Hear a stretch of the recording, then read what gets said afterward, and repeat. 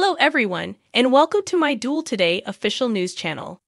I hope everyone is having a wonderful day. Before we begin, please hit the subscribe button and give this video a thumbs up. Marlena calls John from her office and expresses her disappointment at missing his father's first dinner at his new home. She hangs up the phone, and her emergency patient, a tired and heavily stubbled Lai, shows up. He declares, "I think I'm losing my mind." Stefan and Gabi recount Brady's betrayal in the square.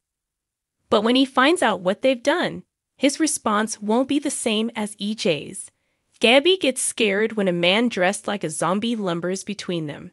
Stefan chuckles and notes that zombies don't exist. In response, Gabi says he missed a lot during his years on ice. In fact, she actually ran across an undead Nick Fallon on this very day a few years ago. A stunned Stephanie opens the door to a trim, bearded man in a suit, played by Blake Barris, who played Nick Fallon in the past, as Chad confides in Kate about their altercation at the pub. With her eyes flashing, she exclaims, "I can't believe it's you. What brings you here?" To find her, he traveled to Salem. She allows him inside while clenching her jaw and yells at him for abandoning her. He maintains that he was in a coma and didn't ghost her. Chad tells Kate at the pub that he recognizes Stephanie's perspective and that Abigail dominates everything. Simply said, he doesn't think Stephanie gets what it's like to love someone so deeply. Kate notes that love and loss are inevitable, and she adds that Stephanie isn't burdened by her history. "Not even near," says Chad. EJ furiously informs Nicole at the mansion how Stefan and Gabi obtained Kristen's shares. They are now equal. But if they manage to win over one more stakeholder, I'm as good as dead. He breaks off a glass. A bashful Lee admits in Marlena's office that he can't sleep at night because of nightmares. Then, reflecting on how his life went so wrong, he paces the floor. When he lost the woman of his dreams, it all began. He acknowledges that he was part of the plan to brainwash Harris against Stefan, as he describes what transpired with Gabi. He is unable to live with the guy he has become. Nicole becomes worried about what seems to be turning into a habit with EJ as she calms him down from smashing more objects.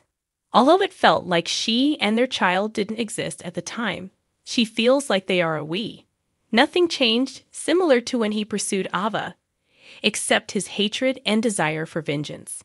Though she is in love with him, she is unsure if she can put her trust in him to be the father their child needs. Stefan promises in the square to keep Gabi safe from any incoming zombies. Gabi is more afraid of EJ's anger. Stefan thinks they need to find a way to buy out a different shareholder. Gabi suggests Lai once more. Stefan notes it would place him squarely back in Lee's sights, because you recall, Lai attempted to kill him in order to get to her. Gabi hugs her husband and refers to him as a genius. Chad admits to Kate that he is afraid at the pub. He fears Stephanie is only trying to control him because of what transpired with the guy in Seattle. And he doesn't want to lose another love. In order for them to move on, Stephanie needs him to let go of Abigail. However, he is unable to move forward or backward. Kate deduces that he feels confined. Everett, Stephanie's ex-husband, tells her at home that he was hit by a car. His cell phone, which was ruined in the collision, was all he had with him. No identity. He was put into a coma by medical means. Not only did he need to relearn how to walk and communicate after being revived, but he also needed to recover his memory. The day he realized how much he loved her turned out to be the one bright spot in the entire catastrophe. He gives her a sweeping kiss. Everett is pushed aside by Stephanie. She informs him that she now lives with someone. He already knows, having visited previously, but he left when he heard a man's voice. In an effort to tell her everything, he then followed them to the pub. Is she married or engaged, he wonders. Absolutely not, she snarls. EJ claims that while most people at the estate believed Stefanov to be evil, EJ never questioned that his family was the most important thing in his life. That's what EJ owes Nicole and their child. He makes a commitment to never again lose sight of what matters most. Nicole sneers, comparing it to Lucy with the football. EJ is requesting a bold move. They married, but he still has the license. They can now take a plane to Italy to tie the knot. Nickel refuses to tie the knot on Halloween. But you're going to marry me? He smirks. Nickel softens and says that EJ must make the necessary changes because his dysfunctional family won't. Agreed, he replies. She refers to him as a skilled liar. He detests the fact that he has committed to marrying the one person who fully understands him. But he's committing to a lifetime of love with her because he loves her so much. Next day, they intend to tie the knot. Lai acknowledges at Marlena's office that he is aware his admission is private. Marlena makes it clear that this only applies to crimes that have already occurred, not those that are about to occur. Is he going to commit a crime in order to get Gabby back? Lee vows never to act in such a manner again. He is so ready to move on. He's not sure how he'll manage without her assistance. Marlena promises to support him in ending this phase of his life. Lee continues and start a new one without Gabby in it.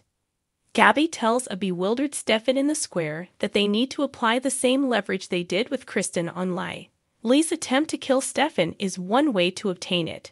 Stefan understands Gabby's point of view, but they require evidence. Gabby becomes excited and yanks Stefan away, reasoning that they think best in bed. Turning around, she sees Everett, who asks whether he recognizes her. In Gabby's opinion, no. Gabby informs Stefan that she has never seen him before after he leaves.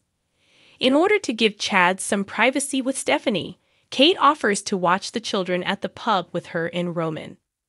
Stephanie cautiously informs Everett that their relationship is unaffected by her not being engaged. According to Everett, he will always adore her just as much as he did the day he was hit. As he goes, he wipes away his tears. Stephanie is in shock. When Chad gets home later, Stephanie looks at a picture of herself with Everett. She says they've done enough talking for one day when he asks if she wants to continue. He heads to his bedroom. Stephanie takes one look at Everett's picture and lets out a sigh. Stephanie will not be happy that her ex-boyfriend has reappeared out of the blue, and Jada will also have to deal with some turmoil. Everett's already shaky relationship with Stephanie will suffer as a result of his rapid rivalry with Chad DiMera. According to previews for other days, despite the drug-related chaos that Clyde Weston has pulled her into, Ava Batali will enjoy her first date with Harris Michaels. However, Clyde's constant threats against Trip Johnson will make it difficult for Ava to hold onto her newfound happiness. Regarding Lee Shin, Day's spoilers suggest that Gabby DiMera will face another difficulty as a result of his demise. Stefan DiMera will have doubts when he discovers Gabby in possession of the bloody knife that was used to remove Lee. When the trail eventually leads back to Gabby, the Salem Police Department might also question her extensively. Wendy Shin may accuse Gabby of being guilty or not because she is about to make a startling discovery and cry out in terror over Lai's body. Thanks for watching if you like this video. So please don't forget to subscribe my channel and don't miss any updates.